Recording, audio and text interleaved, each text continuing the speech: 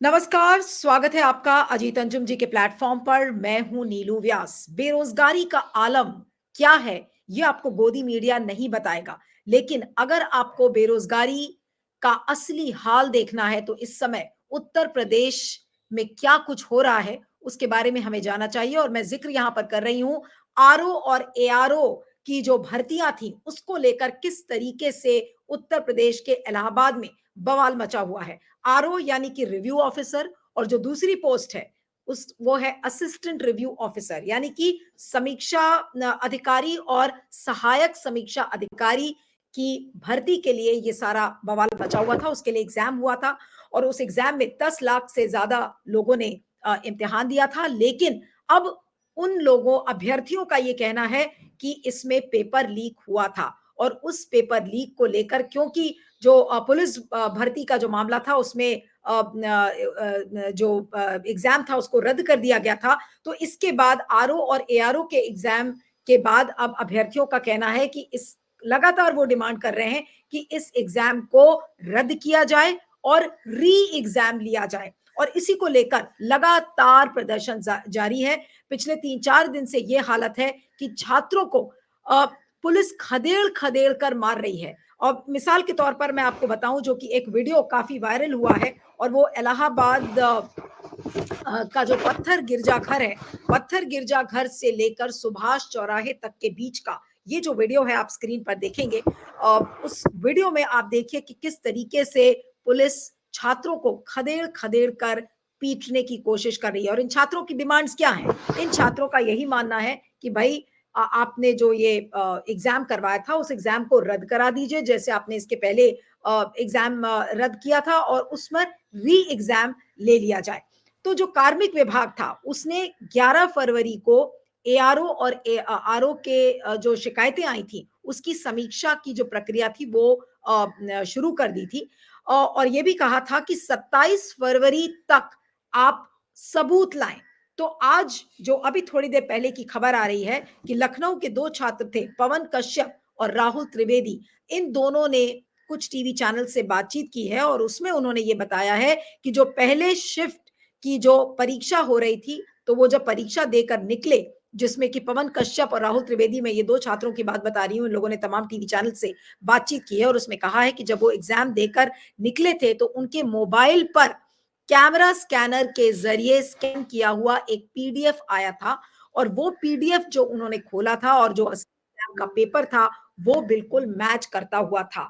तो यानी कि छात्र ये कह रहे हैं कि उनके पास ये पूरे सबूत है, और सबूत के आधार पर अब जो एआरओ और आरओ का जो पूरा एग्जाम था, उसको रद्द किया जाना चाहिए और इस पर री एग्जाम होना चाहिए। लगातार इसको लेकर विरोध प्रदर्शन हो रहा था, लेकिन पुलिस क्या कर रही है छात्रों के साथ? पुलिस बलपूर्वक तरीके से इन सारे छात्रों को हटाने की कोशिश कर रही है, ताकि ये विरोध प्रदर्शन ना हो। अब छात्रों की जो डिमांड्स हैं, उसको क्या योगी सरकार सुनना नहीं चाह रही है? क्या आयोग इस बात को मानने के लिए तैयार नहीं है कि इसमें पेपर लीक हुआ था? और जाहिर सी बात है कि इन दोनों चीजों पर अगर छात्रों पर पुलिस कड़ी कार्रवाई कर रही है, और जैसा कि ये बताया जा रहा है कि, और मैं कुछ मिसाल के तौर पर आपको बताऊं कि क्या क्या कुछ किया गया है। सोमवार को, मैं सोमवार का अगर जिक्र करूं, तो सोमवार को जगह जगह पर इस तरीके की बैरिकेडिंग की गई थी। आयोग के चारों तरफ पुलिस बल की इस तरीके से तैनाती थी कि कई अखबारों ने तो ये तक लिख दिया कि बिल्कुल ऐसा लग रहा था कि गुरिल्ला युद्ध की तैयारी में लग गई है योगी सरकार।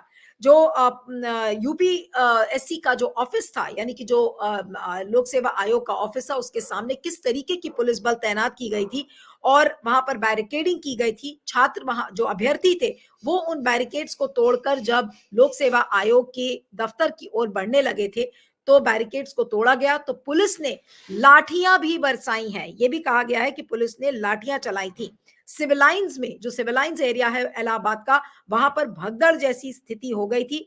कुछ छात्र अगर जब दुकानों के अंदर चले गए थे, तो दुकानों से उन छात्रों और अभ्यर्थियों की कॉलर्स पकड़ पकड़ कर पुलिस ने खींचा है और उनको बाहर निकाला है।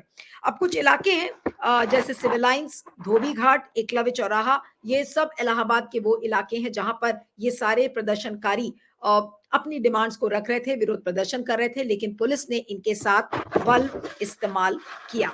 अब ज़ाहिर-सी बात है कि जिस तरीके से अ, आरओ और एआरओ की भर्तियों को लेकर जो बवाल मचा हुआ है, तो ये क्या यूपी में पहली बार तो ऐसा मामला सामने नहीं आया है। अगर मैं आपको मिसाल के तौर पर कुछ चीज़ें बताऊँ कि ये जो पेपर लीक का मामला है, ये कितना कॉमन हो गया है, ये आम हो गया है। लेकिन ऐसा क्यों हो रहा है?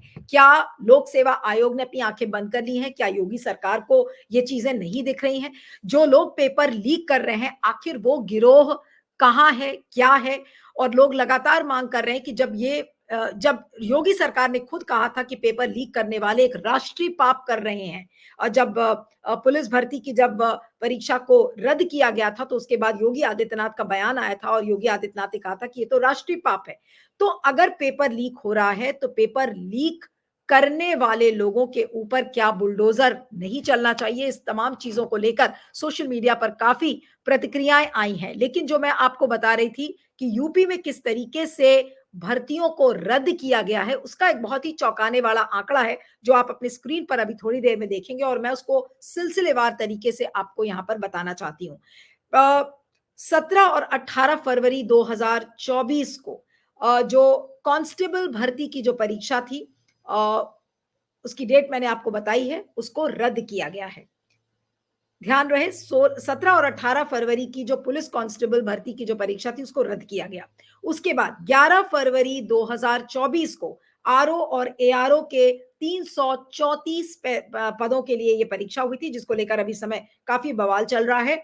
उस पर आंतरिक जाँच अभी जारी है, जो कि मैंने आपको बताया था कि आयोग के लोगों ने कहा था अभ्यर्थियों से कि भाई आप लोग सबूत लाइए, हम इसकी समीक्षा करेंगे। तो आज सबूत के तौर पर जो 2 छात्र जिनका मैंने आपको नाम बताया था, पवन कश्यप और राहुल त्रिवेदी, उन्होंने तमाम टीवी चैनल्स को ये बताया है कि जब वो एग्ज़ाम देकर निकले थे, तो उनके मोबाइल में कैमरा स्कैनर के ज़रिए एक पीडीएफ आया था, जो कि बिल्कुल मैच करता हुआ था, जो असली एग्ज़ामिनेशन पेपर था।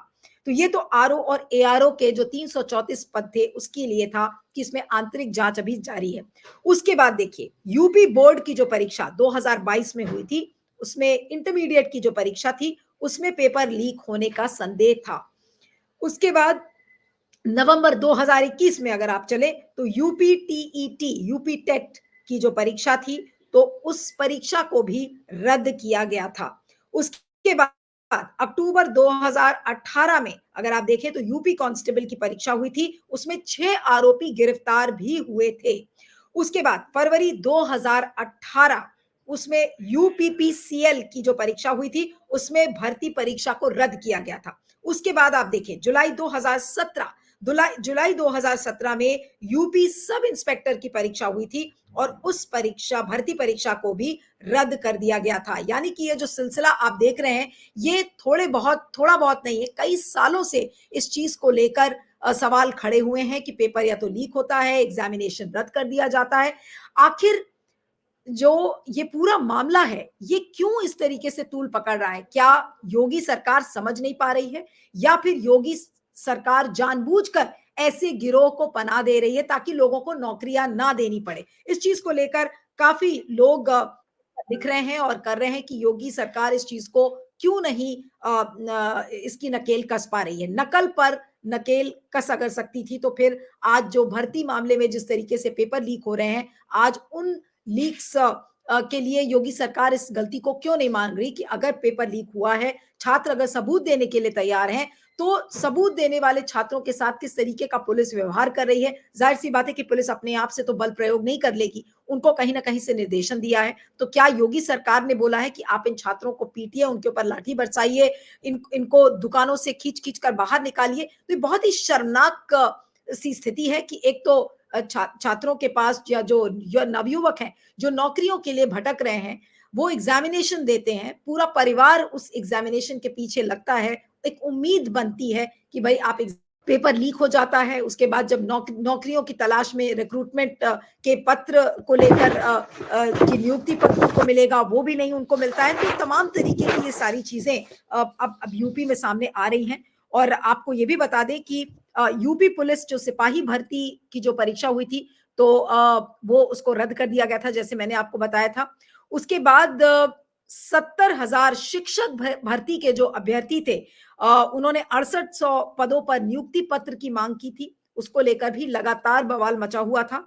और तो लेखपाल भर्ती की जो नियुक्ति का मामला है, उसके पत्रों पर लगी रोक के अभ्यर्थियों की भी टेंशन लगातार बढ़ रही थी। तो ये सारे मामले सिलसिलेवार तरीके से सामने आ रहे हैं, लेकिन योगी सरकार इस चीज़ को टैकल ऐसा लग रहा है कि नहीं कर पा रही है। और उसकी वजह क्या है? बयान योगी जी ने बहुत बड़े-बड़े दिए हैं। और मैं आपको बता दूँ कि इस समय जो हालत है, खासकर अगर इलाहाबाद की तस्वीरों की मैं बात करूँ, तो जगह-जगह पर इस समय धरना चल रहा है। और युवा और जो एग्ज़ामिनेशन देने वाले लोग थे, वो लगातार इस चीज़ की माँग कर रहे हैं कि आरओ और एआरओ की जो भर्ती का जो एग्जाम हुआ था उसको रद्द किया जाए। इसमें पेपर लीक के साफ सबूत सामने आ रहे हैं। तो अब देखना होगा कि लोक सेवा आयोग इसमें क्या करता है, योगी सरकार क्या करती है। और अब आपको ये भी बता दें कि प्रदर्शन ये कई दिनों से चल रहा था। गोदी मीडिया के बहुत सारे चैनल्स इसको कवर नहीं कर रहे थे, लेकिन अब ये मामला इस तरीके से तूल पकड़ चुका है कि अब गोदी मीडिया के चैनल्स भी इसको कवर करना इन्होंने शुरू कर दिया है। लेकिन योगी सरकार की मैं बातचीत पर वापस आती हूँ, और जो खुद योगी जी ने कहा था कि पेपर लीक करने वाले जो हैं वो कहीं के नहीं रहेंगे। जब जब यूपी पुलिस सिपाही भर्ती का जब मामला आया था, और जिसमें कि रद्द की गई थी परीक्षा, तो उस समय योगी जी ने यही कहा था कि ये राष्ट्रीय पाप है, और जो पेपर लीक करने वाले लोग हैं उनके साथ इतनी कड़ी कार्रवाई की जाएगी कि ना वो इधर के रह जाएंगे ना उधर के। इस बात को उन्होंने कहा था। तो आज वही उम्मीद आरओ और एआरओ के जो भर्ती का मामला है उससे भी की जा रही है। लेकिन आप देखिए बेरोजगारी का आलम इस समय क्या है? बेरोजगारी ऐसा लग रहा है कि कोई इशू है ही नहीं। अ, जो बजट हुआ था, बजट में निर्मला सीतारमन ने एक नहीं कितने सारे स्रोत बता दिए थे कि भाई देखिए यहाँ से रोजगार का हम सृजन करेंगे। लेकिन सड़कों पर जो आलम है वो आप देख सकते हैं कि क्या आलम इस समय सड़कों पर मचा हुआ है। लगातार पुलिस छात्रों को और अभ्यर्थियों को खदेड़ने में लगी हुई है। उधर आप केवल यहाँ पर ये शिक्षक भर्ती या फिर यूपी पुलिस भर्ती या फिर आरओ और एआरओ का मामला नहीं है।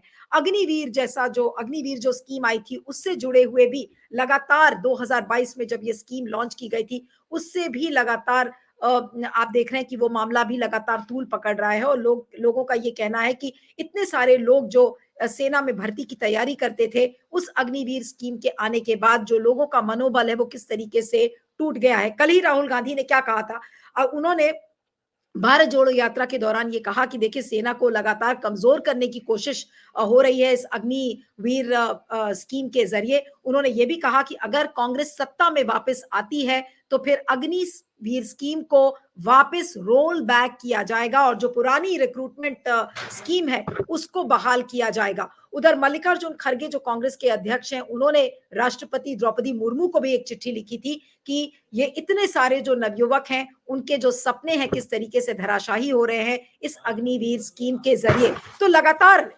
नौकरियों को लेकर बवाल मचा हुआ है। लगातार नौकरियों को लेकर बवाल मचा हुआ है। सड़क से लेकर राष्ट्रपति भवन तक इसकी गूंज सुनाई पड़ रही है। लेकिन सरकार ऐसा लग रहा है कि कान में तेल डालकर बैठ गई है। उत्तर प्रदेश में अगर आरओ और एआरओ के मामले पर देखें तो योगी सरकार टस से मस नहीं हो रही है। और जो जनरल बेरोजगारी का आलम है उस पर किसी भी तरीके का डेटा मोदी सरकार देने के लिए तैयार नहीं है। वो तो ये भी मानने के लिए तैयार नहीं है कि बेरोजगारी एक बड़ा इशू इस समय है। हालांकि जब बेरोजगारी को लेकर जब विरोध प्रदर्शन होता है या फिर जो चैनल्स सवाल खड़े करते हैं तो उनको कह दिया जाता है कि ये तो सरकार की छवि को बिगाड़ने में लग गए हैं। तो इस तरीके का आलम जब चारों तरफ सड़क पर है तो क्या कहा जाए। और अब ये लोकसभा चुनाव के पहले ये चीजें ज्यादा तूल पकड़ रही हैं। और जाहिर सी बात है कि जो जिनके पास रोजगार नहीं है या फिर जिन लोगों ने एग्जाम दिया है और एग्जामिनेशन में पेपर लीक हुई है, तो जाहिर सी बात है कि उनका मनोबल टूट गया है। और अब उनको यही उम्मीद है कि हो सकता है कि लोकसभा चुनाव के प्रेशर में आके सरकार उनकी डिमांड्स को मान ले। लेकिन क्या सरकार मानेगी?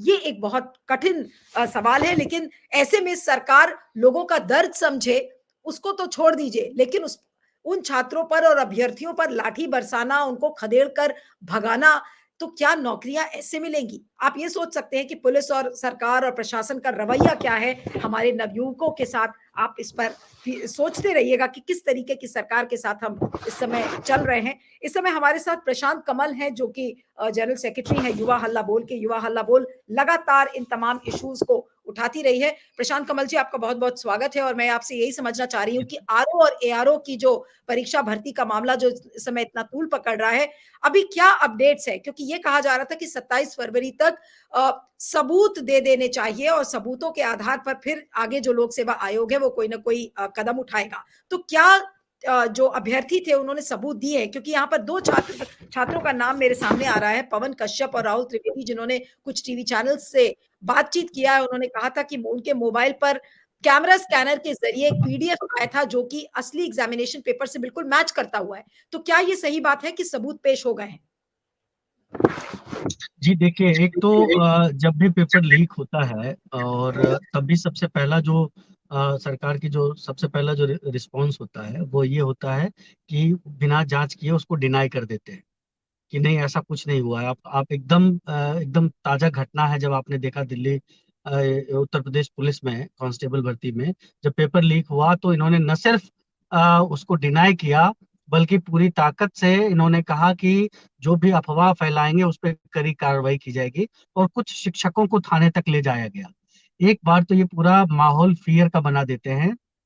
अब सोचिए, जो बच्चा घर से पढ़ाई करने के लिए निकला है, तैयारी करने के लिए निकला है, और सब बेहद ही सामान्य परिवार से आते हैं, अमूमन आप देख ही रही हैं। तो ऐसे में जब पेपर लीक होता है तो ये ओनर सरकार के ऊपर होना चाहिए कि इसकी तुरंत जांच हो। एक तो पहली गलती ये है कि वो एक परीक्षा ढंग से नहीं करवा पाती है। आप देखिए, ये कोई पहला पेपर लीक नहीं है।